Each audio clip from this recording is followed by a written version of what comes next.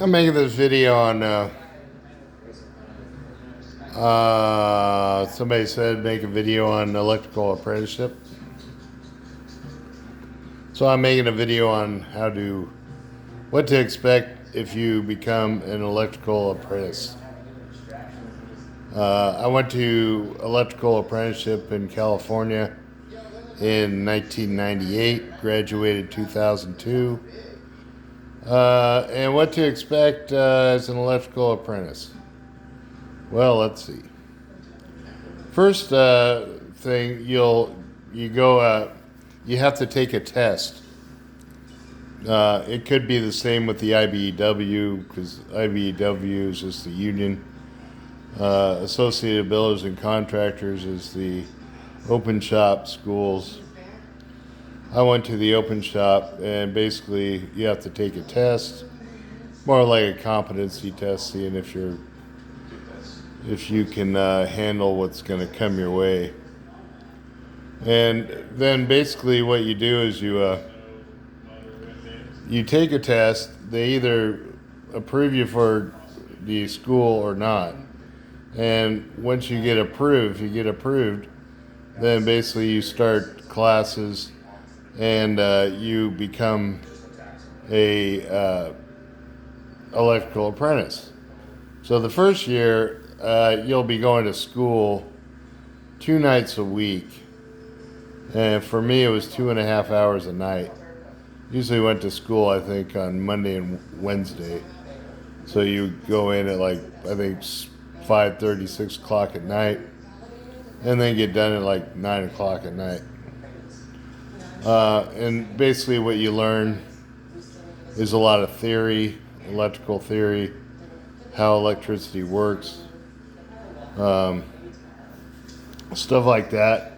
And you also learn how to bend pipe. You'll learn wire sizing. Start getting into the NEC, which is the National Electric Code. You start to learn the different things in the code book. I went with the older code book, so I'm sure it's changed by now. And then you start to learn, most of the learning you do is going to be on the job. So the school work, you're learning mostly about stuff like electrical theory, how electricity works, safety stuff like that. But the real part of the job is basically learning on the job. So the first year, you're kind of a grunt, so you might end up digging a ditch. One day, you won't even know why you're digging a ditch, but they'll just throw you out there and say, go dig this ditch. And so you dig the ditch. And most of the time, you're digging the ditch just so you can throw some conduit in the ground. You also be learning about different devices. You'll learn about junction boxes, how junction boxes, they hold the wires and stuff, and you'll learn different things on wire sizing, as far as what size wire for what type of device.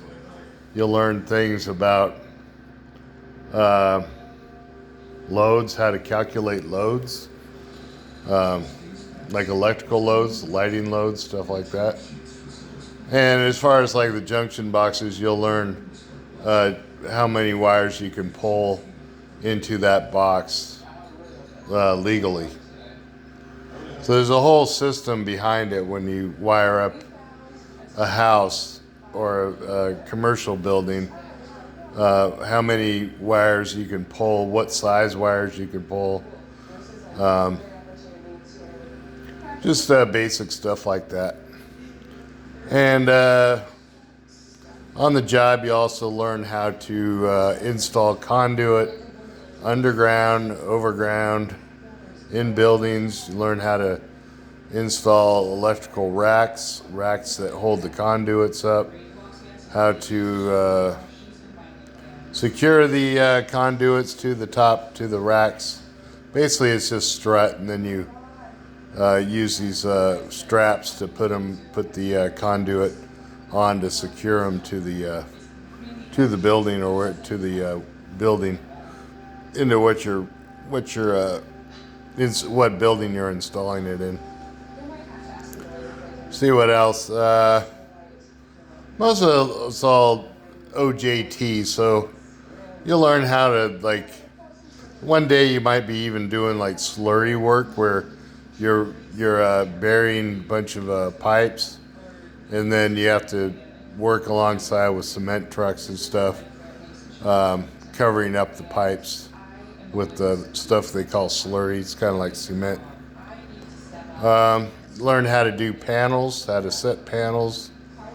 You learn how to terminate the panels, where you would have to go into the panel to the breakers, and basically you would learn how to install the breakers, learn how to land the wires onto the breakers. Doing your grounding, you'll learn how to do grounding. Learn about bus bars. And then you learn about line and load. The line is what's coming in, the load's what's going out. So if you have a line coming in, electrical, that's your power coming in. And then you have the load would be like your branch circuits. So branch circuits are basically the circuits that are coming off the panel. So you might have branch circuits, might be your lighting, which would be on a separate circuit. Electrical outlets would be on another circuit. Washer dryer would be on another circuit. So kind of list goes on, stuff like that. And then you learn about switch gear, setting switch gear. And basically the switch gear is you usually have one person that specializes in switch gear, because switch gear is a little more in depth and a little more, you have to kind of know what you're doing around switch gear and you putting it together. But the step-by-step process of becoming a journeyman is basically starting out as a grunt and then working your way up through 4 years of school and electrical field work. So you would start out probably doing grunt work, digging ditches, pulling wire, and basically just doing whatever the foreman's going to tell you to do. And sometimes the foreman can not be the nicest guy in the world. Good case in point, when I started out my electrical apprentice, I had no experience at all. I came in there with all guns blazing, thinking I knew what I was doing, and I had a screwdriver that kind of had a little that flopped down when you could kind of dial it back, and it would kind of go and look like an elbow, sort of, so it flopped the other way. That way you can get into different spots. And the foreman basically laughed at my fancy little screwdriver and threw it across the warehouse floor. So that was a learning experience. My suggestion, if you are going to get into electrical work, is to get the best tools you could possibly get, which would probably be Klein tools. Tools that you'll be using mostly would be your strippers, your channel locks, your side cutters, and that's about it. And you'd need a measuring tape, basic stuff. And then as you go along, different jobs will require different things. And a splitter for a BX splitter. BX basically is armored cable wiring, where the cable is basically spliced with this thing called a splitter, and you'll do a lot of that kind of stuff when you're working around lighting. So the lighting will have different BX cables, and you would have to kind of sling them across T-grid and then tie them into the next lights. Then they kind of daisy chain that way. But they have a separate tool to take that armor cable off, so you get access to the wires. But these are all things that you would learn in an electrical apprenticeship program. Do I recommend it? Going to electrical school? Let's see. If you're young and you're healthy, you have to be young. You have to be healthy. The bottom line is, if you're going to do electrical work, it can be really hard on the job, on the body. You find yourself climbing under buildings a lot. You find yourself in some really lousy situations. You could be working above the ceiling. So there's dangers of falling through the ceiling. There's dangers of getting shocked through the ceiling from other existing work that might be up there. Maybe some electrical wires at a junction box that are not capped off. You have to be careful of that. They go through all this stuff in the electrical apprenticeship program. Teachers are usually pretty good. They're usually ex electricians, former electricians. That basically just their body just gets so burned out that they just become teachers instead of working in the field. But that kind of covers the basics of it. There's a lot more involved. For me, I had a pretty good, I had a good run as an electrician for about 13 years. I mostly did commercial work. I have a certification from the state of California,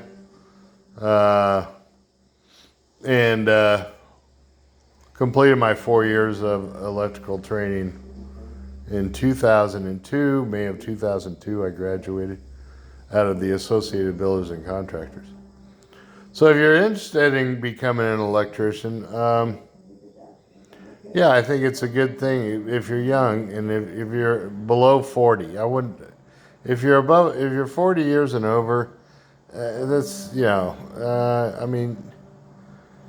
people are not Arnold Schwarzenegger. We have limitations. So once you get past a certain age, there's things you may not physically be able to do, and it probably it wouldn't be sustainable long term, so. But if you're young, between 20 and 40, and you're healthy, I would say, go for it.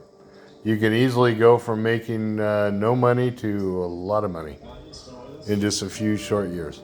Okay, that concludes my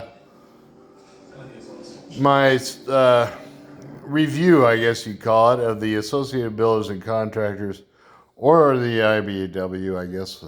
I did not go to the IBEW, but I did go to Associated Builders and Contractors of San Diego.